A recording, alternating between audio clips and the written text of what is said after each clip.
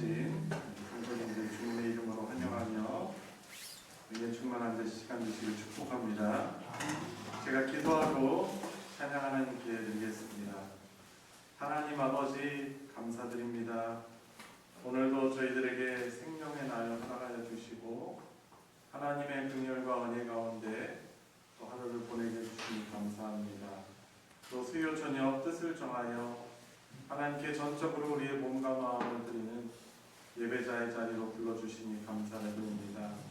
주님, 저희들의 영혼 또 몸은 피곤하고 연약하지만 주님, 우리의 현실과 상관없이 우리 하나님을 기뻐하며 하나님을 즐거워하길 원합니다. 찬양을 통하여서 하나님을 영광 돌리게 하고 또 우리의 영혼도 우리의 몸도 주의 은혜 가운데 사랑 가운데 회복되어지는 시간 되게 하여 주시옵소서. 예배의 시종을 주님께 의탁드리며 우리 구주 예수 그리스도의 이름으로 기도드립니다. 아멘. 주 하나님을 갈망하는 마음으로 우리 목마른 사슴 우리 시냇물을 찾아 같이 부르며 나아가겠습니다.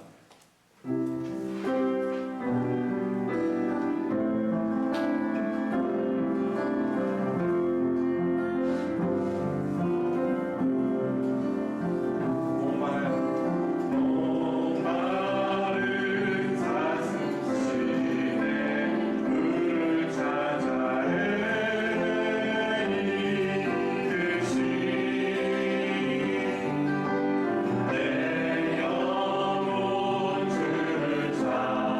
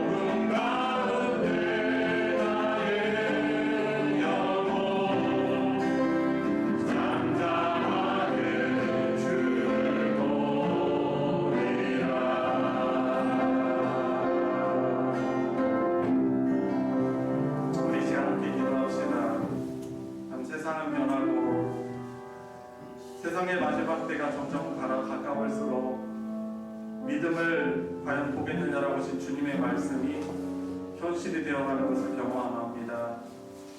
우리도 우리의 연약한 상황 속에서 참 믿음의 분투를 하며 참 의심과 또 불평과 또 원망을 반복하며 하나님을 때로는 또 슬프시게 또 짓놓게 할 때가 있습니다. 그러나 우리가 분명히 기억할 것은 우리 하나님께서 우리를 예수의 그리스도의 피로 인쳐주시고 우리의 믿음을 북돋우시며 구원에 합당한 삶으로 인도하신다는 사실입니다. 우리 믿음 생활하며 우리의 믿음이 연약하여지기보다는 성장하고 성숙하게 하여 주십시오. 날이 흐를수록 세상의 줄에 휩쓸리지 않고 하나님을 끝까지 붙들며 하나님의 약속이 변함없이 실현될 것임을 믿으며 믿음의 길을 이어나갈 수 있게 해달라고 우리 시간 간절하게 함께 기도하도록 하겠습니다. 기도하시겠습니다.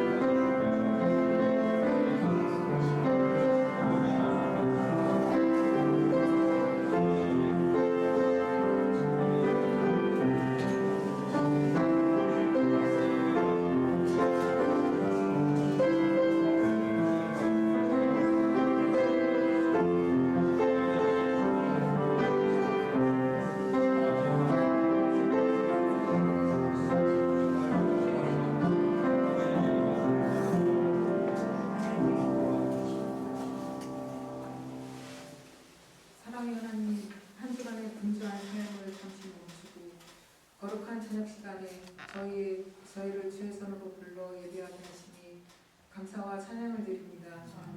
저희의 생각과 행동이 그리스도의 향기를 드러내기보다 세상의 풍조를 따라가며 이웃에게 실망을 주었음을 고백합니다. 십자가의 보혈로 우리 모든 죄악을 씻어주시옵소서. 한 해를 마무리하며 저희의 영혼을 깨우쳐 주시기를 간절히 기도합니다. 저희에게 믿음과 방패와 말씀의 검을 허락하여 주시옵소서. 저희가 세상 속에서 선을 행하다 낙심하지 않게 하시고 묵묵히 주님의 뜻을 이루는 자가 되게 하옵소서. 오늘 이 귀한 수요대를 통하여 저희에게 생명의 양식을 허락하여 주시옵고 말씀이 선포될 때 저희 영혼이 치유되고 회복되는 역사가 일어나게 하옵소서. 수고하는 교육자들과 기사들에게 지혜와 능력을 더하시고 각 가정마다 주님의 평강이 임하게 하시고 믿음 위에 굳게 서게 하시옵소서. 말씀 전하시는 목사님께 성령의 기름 부으심으로 충만케 하옵소서. 이 모든 말씀 지금도 살아 역사하시는 예수 그리스도의 이름으로 기도드립니다. 아멘.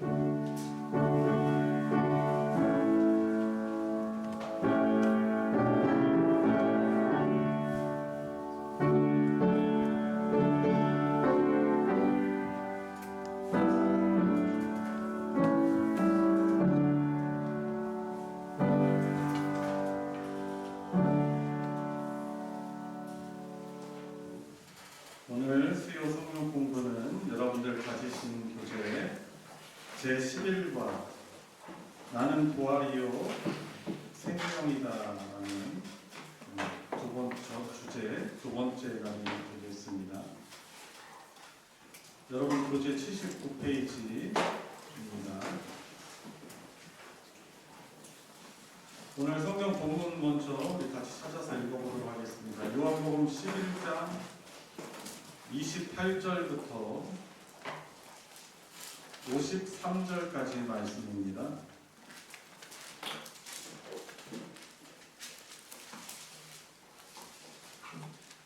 요한복음 11장 28절부터 53절까지의 말씀 우리 한 목소리로 읽겠습니다.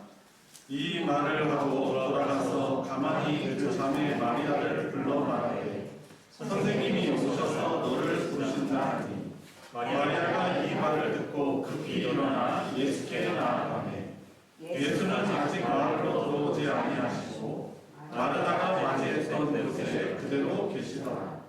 마리아와 함께 집에 있어 위로하던 유대인들은 그가 급히 일어나 나가는 것을 보고 곧바로 무덤에 가는 줄로 생각하고 따라가더니 마리아가 예수 계신 곳에 가서 배웠고 그 발 앞에 엎드려 이르되 주께서 여기 계셨더라면 내 오라버니가 죽지 아니하였겠나이다 하더라. 예수께서 그가 우는 것과 또 함께 온 유대인들이 우는 것을 보시고 심령에 비통히 여기시고 불쌍히 여기사 이르시되 그를 어디 두었느냐 이르시되 주여 와서 보옵소서 하니 예수께서 눈물을 흘리시더라. 이에 유대인들이 말하되 보라 그를 얼마나 사랑하셨는가 하며 그중 어떤 이는 말하되 맹인의 눈을 뜨게 한 이 사람이 그 사람은 죽지 않게 할 수 없었더냐 하더라. 이에 예수께서 다시 속으로 기통히 여기시며 무덤에 가시니 무덤이 굴이라 돌로 막았거늘 예수께서 이르시되 돌을 옮겨오라 하시니 그 죽은 자의 눈이 마르다가 이르되 주여 죽은 지가 나흘이 되었으매 벌써 냄새가 나나이다. 예수께서 이르시되 내 말이 내가 믿으면 하나님의 영광을 보리라 하지 아니하였느냐 하시니 돌을 옮겨 놓으니 예수께서 눈을 들어 우러러보시고 이르시되 아버지여 내 말을 들으신 것을 감사하나이다. 항상 내 말을 들으시는 줄을 내가 알았나이다. 그러나 이 말씀하옵는 것은 둘러선 우리를 위함이니 곧 아버지께서 나를 보내신 것을 그들로 믿게 하려 함이니이다. 이 말씀을 하시고 큰 소리로 나사로야 나오라 부르시니 죽은 자가 수족을 배로동인 채로 나오는데 그 얼굴은 햇살에 쌓였더라. 예수께서 이르시되 포도로와 다니게 하라 하시니라. 마리아에게 와서 예수께서 하신 일을 본 많은 유대인이 그를 믿었으나 그 중에 어떤 자는 바리새인들에게 가서 예수께서 하신 일을 알리니라. 이에 대제사장들과 바리새인들이 고매를 모으고 이르되 이 사람이 많은 표적을 행하니 우리가 어떻게 하겠느냐. 만일 그를 이대로 두면 모든 사람이 믿을 것이요 그리고 로마인들이 와서 우리 땅과 민족을 빼앗아 가리라 하니 그 중에 한 사람 그 해 대제사장인 가야바가 그들에게 말하되 너희가 아무것도 알지 못함도다.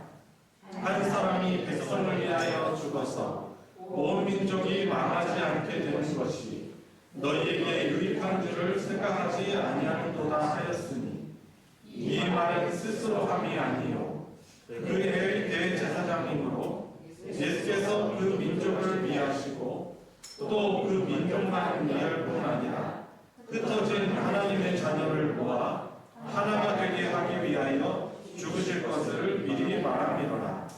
이 날부터는 그들이 예수를 죽이려고 모의하니라. 아멘. 예, 오늘 에고에이미 성경 공부 나는 부활이요 생명이다라는 주제를 가지고 지난주에 이어서 우리가 오늘도 공부해 보도록 하겠습니다. 요한복음이 다른 동간복음서와 다른 부분이 예수님의 직접적인 자기 증거의 표현이 나와 있다는 것이 다른데 총 7가지의 그 자기 계시 표현이 나와 있습니다. 자, 그래서 오늘은 나는 부활이요 생명이다라는 5번째 그런 예수님의 직접적인 자기 증거입니다. 지난주 우리가 배웠으니까 한번 그 재확인 차원에서 한번 읽어보도록 하겠습니다. 헬러는 나는이 어떤 단어죠? 에고. 그리고 부활이 뭐였죠? 그죠? 아나스타시스. 러시아 사람들 여자 이름 많이 쓰죠? 아나스타시아.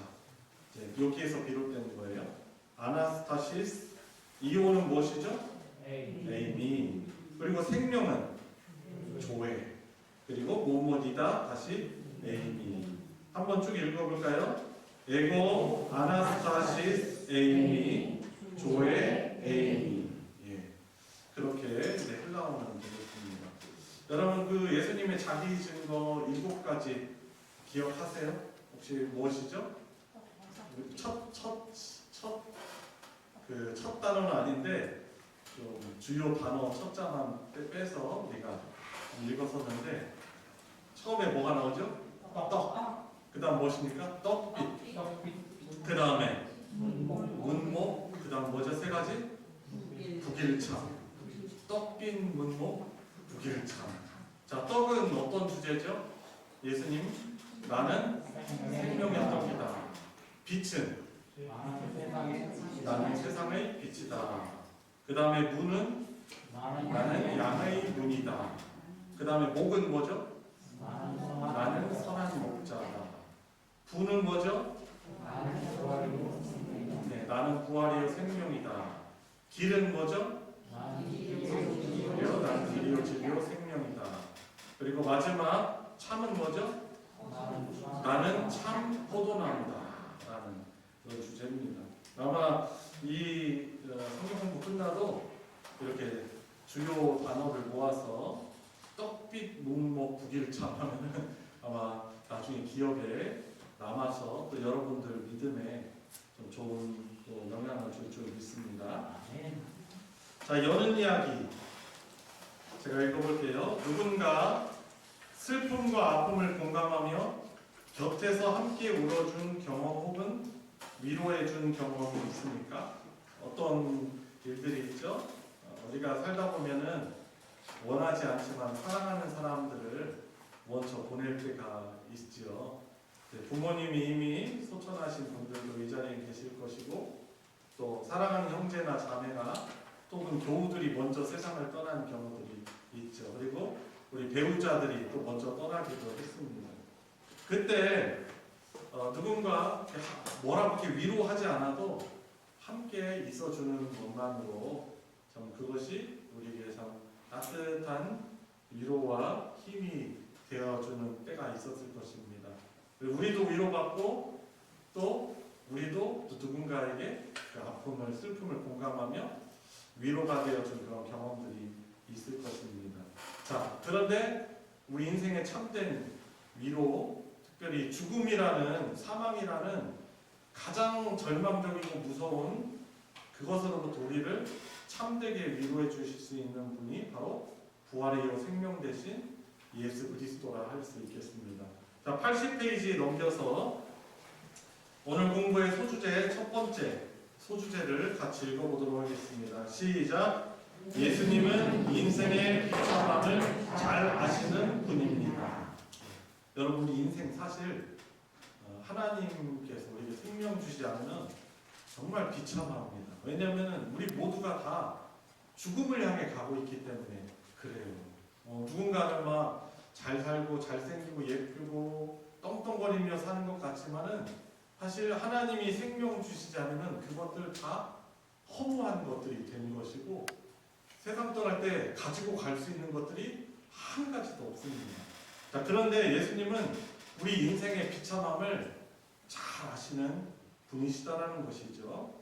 관찰 질문 1번 한번 보겠습니다. 김을태 장로님 한번 읽어주세요. 예수님을 만난 마리아는 뭐라고 말합니까? 32절에 자, 32절에 어떤 마리아예요? 이 마리아가? 한국 보였던 마리아. 네, 그죠? 그 마리아죠. 마르다의 동생 마리아입니다. 자, 32절에 뭐라고 말합니까? 주께서 오라버니 아니하였던 말이다. 그죠? 그래서 예수님이 병든 나사로 이제 어떻게 보면 죽음의 경각에 위에 함께하지 않았기 때문에 죽었다라고 말하고 있는 것입니다. 예수님을 향한 어떤 아쉬움이나 어떤 원망, 안타까움을 표현하고 있어요. 자, 관찰 질문 2번도 한 번 더 읽어주세요. 예수님께서 눈물을 흘리시는 것을 본 두 부류의 사람들은 어떻게 반응했습니까? 이 예수님께서 이 모든 상황을 보시고 눈물을 흘리셨어요. 어디에 나와 있나요? 35절에 나와 있죠. 눈물을 흘리시는 것을 본 두 부류의 사람들이 있었습니다. 어떻게 반응을 했습니까? 36절에 보면 얼마나 그죠? 얼마나 사랑하셨는가. 야, 죽은 나사로를 진짜 사랑했구나. 그러면서 이제 나사로를 진정으로 사랑했음을 이렇게 인정하고 어떻게 보면 감동하는 것이죠. 그런데 37절에는 또 다른 반응이 있습니다. 좀 대조적이죠? 뭐라고 합니까? 그 사람은 죽지 않게 할 수 없었잖아요. 그 사람은 죽지 않게 할 수 없었더냐. 그러니까 눈먼자를 뜨게 한 이 사람이 죽음이라는 문제는 해결할 수 없더냐라고 조롱하고 있습니다. 참 다르죠? 예수님의 눈물을 흘리시는 모습을 보고서는 누구는 냉소적으로 그걸 가지고 욕하고 그런 모습들을 보게 되는 것입니다. 자, 정리해 주는 글을 한번 읽어보도록 하겠습니다. 이의영 집사님께서 읽어주세요. 예수님과 만난 후 마르다는 집으로 가서 마리아에게 예수님이 오신다고 조용히 알렸습니다. 마리아는 이 말을 듣고 급히 일어나 예수께 나아갑니다. 마리아가 급히 예수님을 뵈러 나간 것은 그녀가 얼마나 예수님을 기다리고 있었는지를 보여줍니다. 마리아를 위로하기 위해 온 유대인들은 그녀가 급히 나가는 것을 보고 무덤으로 가는 줄 알고 뒤따라 나갔습니다. 마리아는 예수님 발 앞에 엎드려 마르다와 같은 말을 합니다. 주께서 여기 계셨더라면 내 오라버니가 죽지 아니하였겠나이다. 이 말은 마르다와 마찬가지로 죽은 오빠 일로 얼마나 상심했는지 그리고 얼마나 주님을 의지했는지를 보여줍니다. 마리아는 예수님이 오시기만을 꿈꾸가 기다렸던 것입니다. 마리아와 함께 온 유대인들까지 모두가 눈물을 흘렸습니다. 나사로의 죽음 앞에서 아무것도 할 수 없는 인간의 분노와 절망을 보여줍니다. 네, 거기까지. 만약에 뭐 죽었지만 예수님의 표현대로 잔다라고 하시는데 죽은 자에 대해서 잔다라고 하시는데 다시 일어날 거라고 생각하면 사람들이 이렇게 절망을 하겠습니까? 슬퍼하겠습니까? 그렇지 않죠. 이 마리아의 또 함께 따라오는 이 슬피 우는 이 사람들의 모습을 통해서 참 인간이라는 존재가 죽음 앞에 얼마나 절망적인 존재인지 우리가 또 생각해 볼 수 있는 것입니다. 그 다음 고우자 권사님 읽어주세요. 예수님은 마리아와 함께 온 유대인들까지 이르는 것을 보시고 심령의 비통이 여기시며 불쌍히 여기셨습니다. 심령의 비통이 여기셨다는 말씀은 분노하셨다, 화가 나셨다는 뜻입니다. 즉 예수님은 죽음을 초래한 인간의 죄와 사람들을 비참하고 불행하게 만든 사탄의 악을 보시고 분노하신 것입니다. 또 부활의 생명이신 주님을 알지 못하는 유대인들과 자신을 따르는 자들의 영적 무지와 불신앙에 대해 분노하신 것입니다. 네, 거기까지요. 이 비통이 여기다라는 이제 헬라어 단어가 엠브리 마오마이라는 그런 단어인데 여기에 대해서 이제 분노하다 그리고 화가 났다라는 뜻입니다. 우리말 성경에는 비통이 여겼다, 슬퍼하고 아주 그 통증을 느꼈다, 비통이 여겼다라는데 이것에는 사실 어떤 상황에 대해서 예수님이 분노하셨음을 말하고 있습니다. 그런데 이 예수님이 비통이 여기신 이유가 있어요. 지금 우리 고건사님 읽으신 부분에서는 왜 비통이 여기셨는가를 두 가지로 이야기하는 것입니다. 자, 세 번째 줄 보시면 무엇을 보고 분노하십니까? 무엇에 대해서?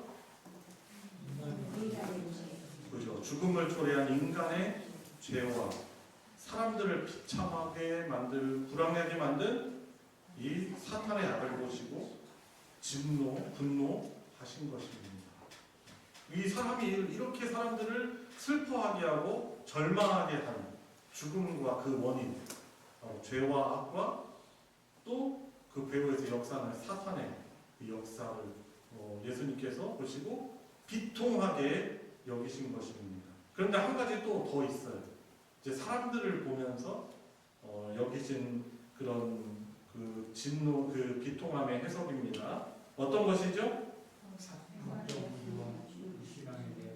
그죠. 예수님께서 이 죽음을 당한 나사로를 비롯하여 여러 사람들을 또 다시 살리실 수 있는 분이시다라는, 부활이고 생명이시다라는 것을 알지 못하는, 그죠? 믿고 보고서도 믿지 못하는 이 유대인들과 자신을 따르는 자들의 영적 무지와 불신앙에 대해서 진노하신 것입니다. 그래서 예수님이 비통히 여기시는 것에 대해서 우리가 이렇게 두 가지로 해석해 볼 수 있습니다. 이런 부분 좀 궁금하잖아요. 예수님이 왜 비통히 여기셨을까? 왜 예수님이 기뻐하셨을까? 혹은 왜 예수님이 슬퍼하셨을까? 그런데 이 두 가지로 우리가 해석을 합니다. 자, 다음 최희정 권사님 읽어주세요. 그러나 동시에 주님은 눈물을 흘리셨습니다. 죽은 나사로를 사랑하시기 위해 오실 뿐 아니라 죄와 그 결과인 죽음에서 벗어나지 못하는 인생들의 비참함 때문에 오셨습니다. 오시는 예수님을 지켜보시던 유대인들의 반응은 둘로 나뉘었습니다. 나사로를 향한 예수님의 사랑을 감탄하는 사람들도 있었고, 내림의 눈을 뜨게 한 이 사람이 그 사람은 죽지 않게 할 수 없었거냐 하며 조롱하는 사람들도 있었습니다. 그들은 예수님이 어떤 분이신지, 그분이 사람을 얼마나 사랑하시는지 알지 못하는 사람들이었습니다. 네, 예수님이 이제 눈물을 흘리신 이 이유에 대해서도 두 가지로 이렇게 해석을 한다라고 이제 여러분들 이해하시면 되겠습니다. 여튼 이 첫 번째 이 소단락에서는 소주제에서는 인생의 비참함을 잘 아시는 분이시다라는 것입니다. 그러니까 우리 인간을 향해서 불쌍히 여기시고 그 아픔과 절망을 충분히 공감하실 수 있는 그런 분이시다라는 것이죠. 그래서 히브리서에서도 우리의 대제사장 되신 예수 그리스도께서는 우리를 체휼하실 수 있는 분이다. 우리를 충분히 공감하시고 이해하시고 우리의 연약함을 아시고 우리를 하나님께로 인도하실 수 있는 그런 참 대제사장 되심을 히브리서에서는 말씀하고 있는 것이죠. 자, 두 번째 소주제 같이 읽겠습니다. 시작. 예수님은 죽은 자를 살리시는 능력의 하나님이십니다. 그죠? 슬퍼하시고 비통히 여기시는 그런 분이실 뿐만 아니라 죽은 자를 살리시는 능력의 하나님이시다라는 것입니다. 자, 관찰 질문 오혜경 권사님 읽어주세요. 예수님이 나사로가 있는 무덤에 돌을 옮기라고 했을 때 마르다는 어떤 반응을 보였습니까? 그리고 예수님은 무엇이라 대답하셨습니까? 네, 무덤에 돌을 옮기라고 명령을 하시니까 마르다는 어떤 반응을 39절에서 보였습니까?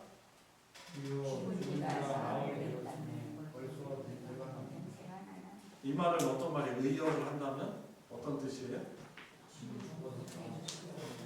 늦었다. 열 필요 없다. 그죠? 결국에는 이제 예수님의 능력을 모르겠어요. 의심한다고까지 말하기는 좀 어렵지만 사실상 믿지 못하는 거예요. 열라고 하는데 분명히 예수님께서 이유가 있으시죠. 근데 이미 그냥 이 현상으로, 물리적 현상으로 이미 몸 썩었다라는 거죠. 그러니까 썩어가지고 문 열면은 사람들도 인상 찌푸리고, 어떻게 보면은 자기 가족, 뭐 오빠 시신 때문에 사람들이 인상 쓰는 게 그게 좋겠어요. 뭐 여러 가지 다 생각을 했겠죠. 그런데 이제 사실 예수님이 살리실 것을 사실 기대를 안 하고 있는 거예요. 그런데 예수님은 뭐라고 대답하십니까? 40절에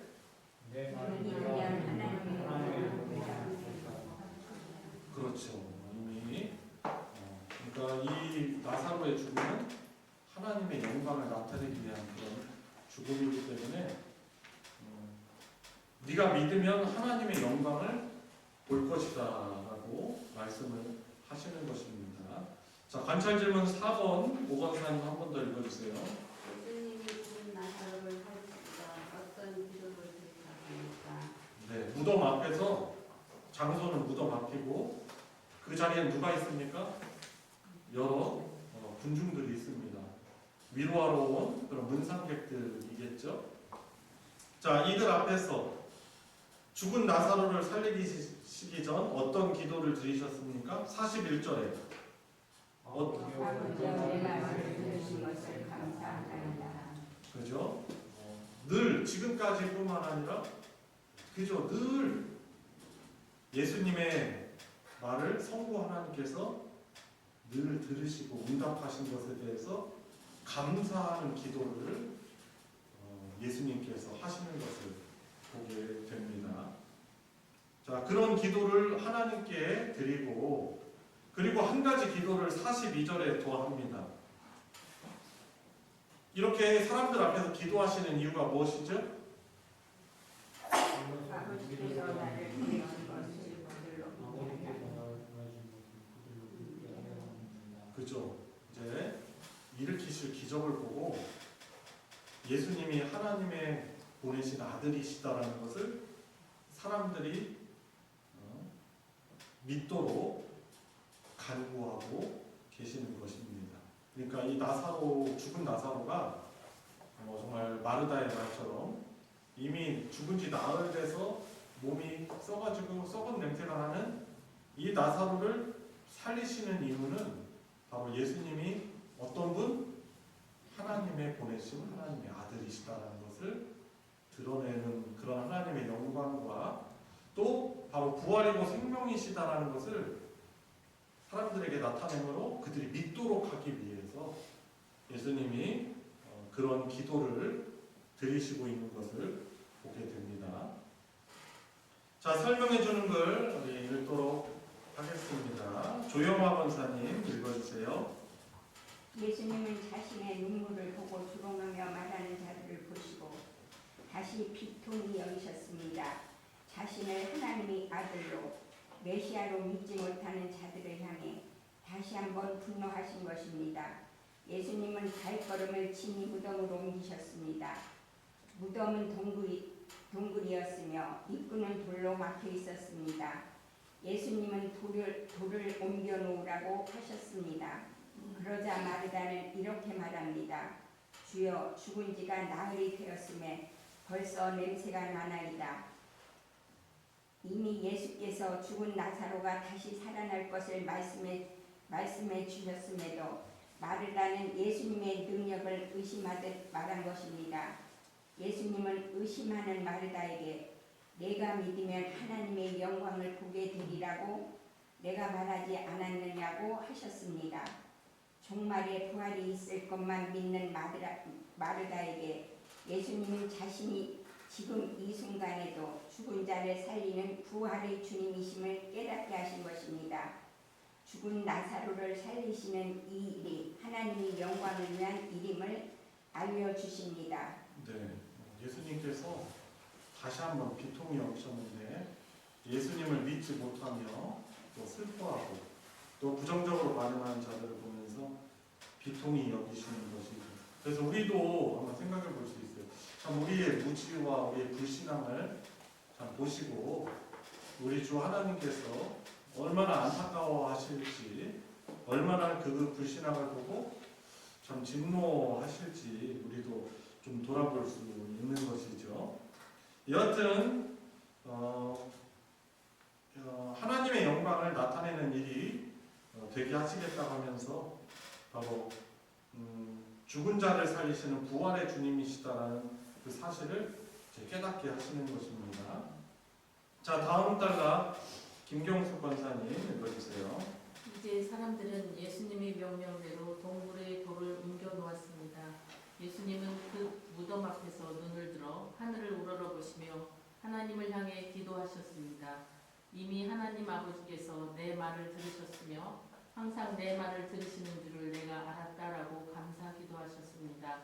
이 기도를 통해 예수님은 아버지와 자신이 하나이심을 가르쳐 주셨습니다. 이어서 이렇게 기도하셨습니다. 그러나 이 말씀하옵는 것은 둘러선 무리를 위함이니 곧 아버지께서 나를 보내신 것을 그들로 믿게 하려 함이니라. 네, 거기까지요. 그래서 예수님의 첫 번째 그런 감사의 기도, 그리고 사람들로 하여금 믿게 하려고 한다는 그런 기도, 이런 기도를 통해서 예수님이 그냥 간절하게 살려달라는 그런 나사로를 살려달라는 기도가 아니었음을 우리가 볼 수 있게 되는 것입니다. 우리 다음 조아영 권사님 읽어주세요. 이어서 이렇게 기도하였습니다. 그러나 이 말씀을 하옵는 것은 둘러선 무리를 위함이니 곧 아버지께서 나를 보내신 것을 그들로 믿게 하려 함이니이다. 예수님의 기도는 나사로를 먼저 살려달라는 기도가 아니었습니다. 죽은 나사로를 살리는 이 일이 처음에는 제자들의 믿음을 위함이었고 마르다의 믿음을 세워주시기 위함이었으며 이제는 마르다와 마리아를 조문하러 온 많은 유대인들이 자신을 믿게 하기 위해 기도하신 것입니다. 네, 그 다음 박종호 장로님 읽어주세요. 이 기도를 하신 후 주님은 큰 소리로 나사로를 부르셨습니다. 나사로야 나오라. 그러자 죽은 나사로가 얼굴과 몸이 수건과 천에 쌓인 채로 나왔습니다. 예수님은 죽은 나사로를 향해 말씀하셨고 예수님의 말씀대로 나사로는 살아나게 되었습니다. 나사로의 죽음과 부활 사건을 통해 앞으로 일어나게 될 예수님의 죽음과 부활을 미리 보여주신 것입니다. 네, 여러분 우리가 오늘 읽은 본문이 사실 되게 침울하고 너무 슬픈 분위기예요. 그런데 대반전이 일어납니다. 뭐냐면 사람들이 슬퍼하고 이제 분위기가 좋지 않은 가운데 예수님께서 나사로를 불러서 나오게 하심으로 살리셨기 때문에 그렇습니다. 엄청난 이제 놀라운 사건에 대해서 우리가 오늘 이제 읽고 있는 것입니다. 그래서 예수님의 말씀대로 나사로는 어떻게 됐어요? 살아나게 된 거예요. 누구의 말씀대로? 예수님의 말씀대로 살아나서 하나님의 영광을 모두가 보게 되는 것입니다. 그런데 이제 이 나사로가 다시 산 이 사건은 장차 무엇을 미리 보여주는 사건이에요? 예수님의 죽음과 부활을 미리 보여주는, 예표하는 그런 사건이 되게 된 것입니다. 자, 마지막으로 오늘 세 번째 소주제입니다. 세 번째 같이 읽겠습니다. 인간의 악한 생각과 행동조차 하나님의 뜻을 위함이다. 인간의 악한 생각이나 행동, 어떤 행동이겠어요? 예수님이 나사로를 살리신 그 일을 가지고 악하게 반응하는 이런 사람들의 행동조차 하나님은 하나님의 뜻을 이루는 역사로 사용하신다는 것입니다. 송태옥 판사님 관찰 질문 5번 읽어주세요. 예수님이 죽은 나사로를 살리신 이 사건을 보고 많은 유대인들은 어떤 반응을 보였습니까? 이 사건을 보고 유대인들이 어떤 반응을 보입니까? 두 가지 반응이죠. 여기서도 45절은요. 유대인들이 믿었죠. 어떻게 믿었을까요? 예수님을 바로 하나님의 아들이심을 믿은 것이지요. 그리고 46절에서는 어떤 반응이 또 나옵니까?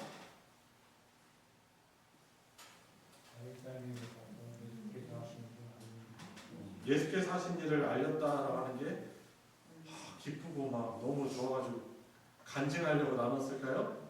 아니죠. 바리새인들 예수님을 밀고 한 거예요. 정말 놀라운 역사 아니겠습니까? 근데 그 역사를 보고서도 아주 부정적인 반응으로 어떤 유대인들은 바리새인들에게 가서 예수님을 밀고 한 것이죠.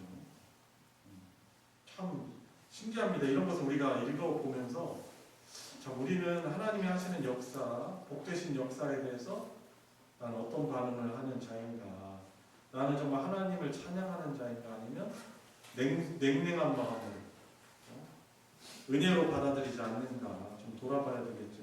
근데 은혜를 입지 못한 사람들의 반응은 사실 이런 것입니다. 누가 하나님께서 택한 자, 택하시지 않은 자라고 우리는 몰라요. 그런데 그 반응을 보면서 우리는 우리가 말은 안 하지만 생각해 볼 수 있는 것이죠. 그래서 우리도 하나님의 거룩하신 일들에 대해서 나의 반응은 어떠해야 되는가 좀 돌아봐야 하는 것이죠. 자, 6번 한 번 더 읽어주세요. 예수님이 죽은 나사로를 살리셨다는 소식에 대제사장들과 바리새인들은 어떻게 반응합니까? 네, 이 소식을 들은 대제사장들과 바리새인들 반응은 어떻습니까? 47절에 어떻게 반응하죠? 그죠. 공회를 소집합니다. 대책회의를 하는 것이죠. 어떤 대책이에요? 어떻게 하면 예수님을 높일까? 그런 대책이 아닙니다. 이것에 대해서 어떻게 우리가 대응할 것인가? 라고 공회를 소집하고 48절에는요. 뭐라고 합니까? 예수님을 이대로 두면 안 된다고 그래요. 그냥 하는 대로 두면 안 되겠다라고 합니다. 그래서 모든 사람이 그를 믿을 것이고 그러면 로마인들이 우리 땅과 민족을 빼앗아갈 것이다 라고 그렇게 말합니다. 아니 왜 그렇게 해석을 하는지 그러니까 예수님을 죽일 만한 어떤 근거를 이제 이러한 해석으로 찾는 것이겠죠. 여튼 예수님을 그대로 두면 안 된다고 합니다. 기적을 보고 그런 사람을 살리는 기적을 보면은 어떻게 해야 돼요? 대제사장과 바리새인들은 당장에 예수님께 나와가지고 무릎 꿇고 저희들 잘못했습니다. 저희들이 믿지 않아서 용서 이렇게 해야 되잖아요. 근데 안 그럽니다. 택감을 받지 못한 사람들의 반응인 것이죠. 자, 53절 어떻게 반응하죠? 예수님이 부활이요 생명이시다라는 이 놀라운 이 표적을 일으키신 그 다음부터 예수님을 이제 죽이려고 계획을 세우게 되는 것입니다. 그러니까 결국에 예수님이 이 땅 가운데 우리의 죄를 대속하시는 형벌 대속적 죽음을 당하시게 되는데 결국 하나님께서는 이 악한 사람들의 생각과 행동조차 그 뜻을 이루도록 사용하시는 것이죠. 자, 그 다음 설명해 주는 걸 남현숙 권사님 읽어주세요. 나사로의 부활을 본 많은 유대인들이 예수를 믿었습니다. 분명 많은 유대인들이 믿을 만큼 이 사건은 하나님께서 영광을 받으시는 일이었습니다. 그러나 그를 믿었으나 라고 말하는 것을 보면 이 놀라운 사건을 보고서 믿지 않는 사람들이 있었다는 것을 알려줍니다. 이 표적을 보고서도 오히려 불편하게 여긴 자들도 있었습니다. 그들은 예수님에 대해 적대적인 바리새인들에게 가서 일어난 일을 고발하였습니다. 죽은 지 나흘이나 지난 나사로가 다시 살아난 것을 자신의 눈으로 본 사람들이지만 부활이요 생명이신 예수님을 믿지 않았습니다. 믿지 않을 뿐 아니라 예수님의 대적자가 되었습니다. 결국 예수님께서 행하신 모든 표적이나 가르침은 언제나 두 부류의 사람들, 즉 예수님의 편에 서는 자들과 예수님을 대적하는 편에 서는 자들로 나뉩니다. 네, 그렇죠. 보면 예수님의 공생의 사역 가운데 예수님을 하나님의 아들 그리스도로 믿는 사람들은 예수님이 행하시는 표적이나 말씀을 듣고서는 그 앞에 겸손하게 예수님을 영접하지만 그러나 예수님을 대적하는 그런 편에 서는 자들은 결국 그 놀라운 기적을 경험하고 나서 듣고서도 예수님에 대해서 대적하는 반응으로 나타나게 되는 것이죠. 자, 다음 이재복 집사님. 종교 권력자들은 대제사장들과 바리새인들이 공회를 소집합니다. 예수가 많은 표적을 행하니 우리가 어떻게 해야 되느냐는 의제였습니다. 그대로 두었다가는 모두 예수를 믿게 될 것이고 그렇게 되면 로마 사람들이 유대 종교를 믿는 자유도 박탈하고 유대 민족 또한 더욱 억압할 것이기에 내버려 두어서는 안 된다고 생각했습니다. 그들 중 한 사람이었던 당시 대제사장 가야바는 우리 민족이 망하지 않으려면 예수를 희생양으로 삼아 죽여야 한다고 말했습니다. 이날부터 유대의 종교 권력자들은 예수를 죽일 음모를 꾸미기 시작했습니다. 사실 대제사장 가야바의 말은 자신의 종교적, 정치적 권력을 유지하기 위한 속셈에서 나온 말이었지만 요한복음을 기록한 사도 요한은 그것이 하나님의 섭리 가운데 일어나게 될 십자가의 구속 사역임을 알려줍니다. 예수님의 죽으심은 유대 민족을 위한 죽음일 뿐만 아니라 흩어진 하나님의 모든 자녀를 위한 대속의 죽음이었습니다. 네, 대제사장 가야바의 그런 속셈이 있는 거예요.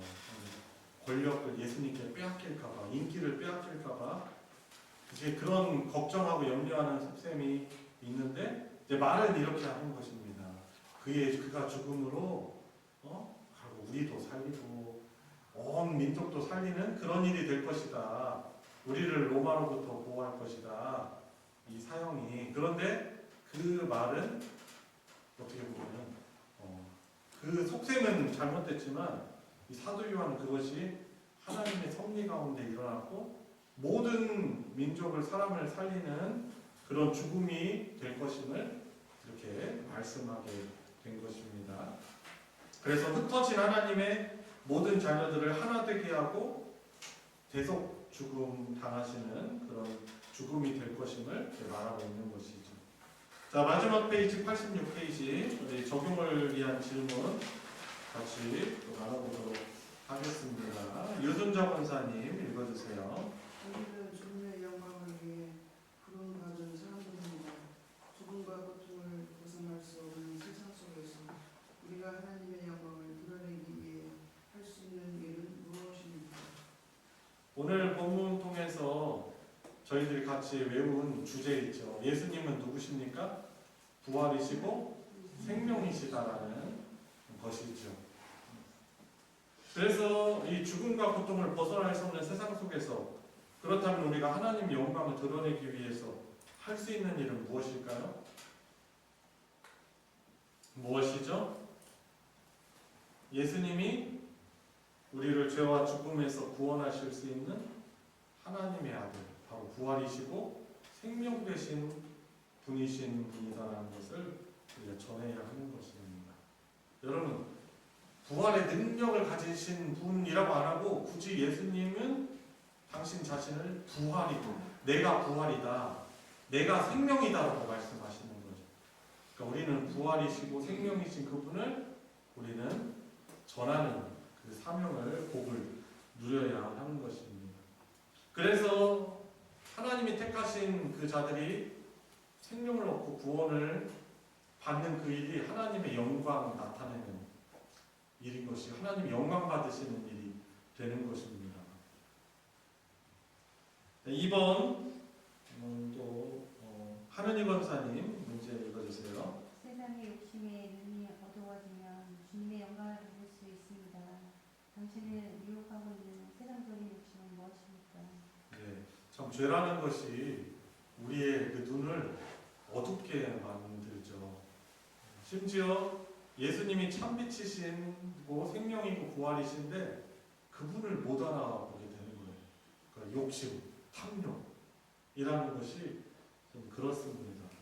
그래서 우리의 신앙도 우리의 신앙을 저해하고 우리의 영적인 눈을 가리는 세상적인 욕심들이 있을 수 있는 것이죠. 대제사장이나 이 바리새인들 얼마나 똑똑한 사람들입니까? 엘리트들이죠. 근데 그들의 눈이 가리는 것은 바로 탐욕, 권력욕 이런 것이 예수님을 바라보지 못하게 하는 것입니다. 그래서 오히려 이들은 나름대로 자신들이 하나님께 최고로 충성하고 있다라고 자부하는 사람들인데 하나님의 영광을 가렸어요? 아니면 드러냈습니까? 가렸죠. 가리고 예수님을 십자가에 매달게 하는 그 1등 공신들이 되는 것입니다. 여러분, 그래서 우리도 나의 눈을 가리는 어떤 욕심들이 있는가? 영적 게으름, 또 하나님보다 더 내가 사랑하고 추구하는 것, 사실 우리가 하나님 섬기는데 하나님 안에 다 있잖아요. 우리가 그토록 바라는 모든 것이 다 있는데, 근데 하나님보다 그것을 더 사랑한다는 것이 바로 탐욕이고 욕심이고 하는 것이죠. 그래서 한눈 팔게 하는 어떤 것들이 있는가. 여러분, 한눈 판다는 말이 참 재밌더라고요. 또 생각해 보니까. 그죠? 우리 눈이 이렇게 두 개 있는데 한눈을 판네.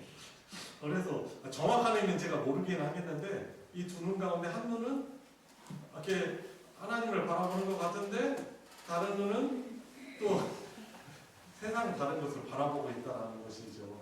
보는 것 같은데 다른 걸 보고 있는 것이죠. 그래서 혹시 내가 하나님을 섬기고 하나님 예배한다고 하는데, 내가 하나님이 아닌 다른 것, 마음이 나뉘어지는 그 어떤 일들이 있는가 좀 돌아봐야 할 것입니다. 자, 오늘 여기까지 우리가 공부하도록 하겠습니다. 나는 부활이요 생명이시다라는 그 예수님을 늘 믿고 또 의지하고 순종하시길 바랍니다. 저희 같이 기도하도록 하겠습니다.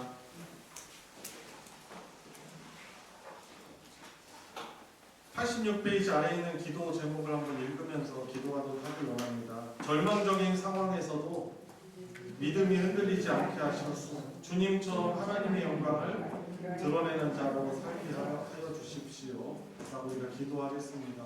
어떤 일이 자꾸 여러분들을, 저와 여러분들 낙심시킵니까? 자꾸 절망을 줍니까? 그런 상황에서도 부활이시고 생명이신 주님을 의지하는 믿음으로 우리 흔들리지 않게 하여 주십시오. 오히려 우리 예수님처럼 하나님의 영광을 드러내는 그런 자로 살게 해주십시오. 우리 같이 간구하도록 하겠습니다. 하나님 아버지, 이 세상에 가장 큰 절망, 공포, 그렇게 두렵게 하는 일이 죽음일진데, 주님, 그 죽음마저도, 죽음 나사로마저도 주님 그 이름을 부르셔서 주님 한 자로 부활한 자로 일으키시는 그 주님의 역사를 저희들이 함께 오늘 공부하며 묵상합니다.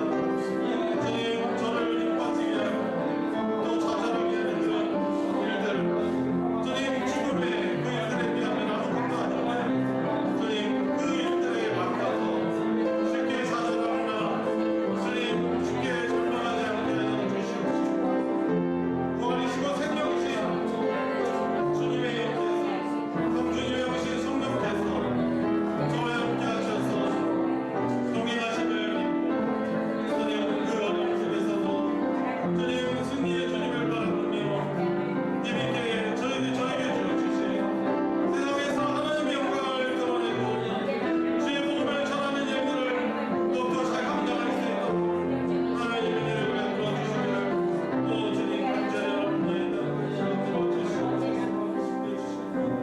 계속해서 기도할 때 오늘 가지고 나온 여러분들의 개인의 기도 제목 아마 있으실 것입니다. 아직 우리를 힘들게 하는 문제, 또 해결되지 않은 것들 주님 앞에 고백하며 또 이 믿음으로 주님께 올려드리고 고백하는 이유는 우리 주님이 또한 죽음과 사망을 이기신 주님께서 우리를 이기게 하시는, 그것을 이기게 하는 능력 되시기 때문일 것입니다. 개인의 기도 제목 가지고 우리 간절하게 기도하도록 하겠습니다. 하나님 아버지, 죽음마저 명령하셔서 보내주시는 주님 생명의 또 부활의 능력이 되신, 또 생명이 부활이신 주님 하시지요. 주님 저에게 믿음 더하여 주시옵소서. 주님 주님의 마음을 함께 하여 주시길 원합니다. 하나님의 마음을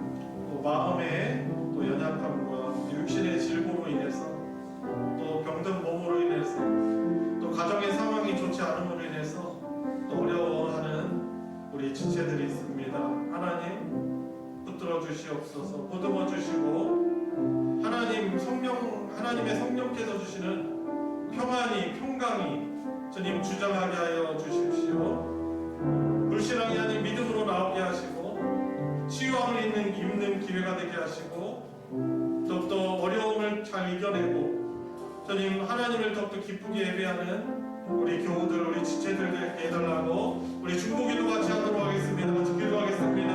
하나님 아버지, 하나님을 위하여서 낙심하는 수가 있습니다. 하나님, 주께서 믿음 주시고 주께서 보호하여 주시옵소서. 주님의 영광을 위하여서 주님의 이름을 하나님께서 은혜하여 주시옵소서.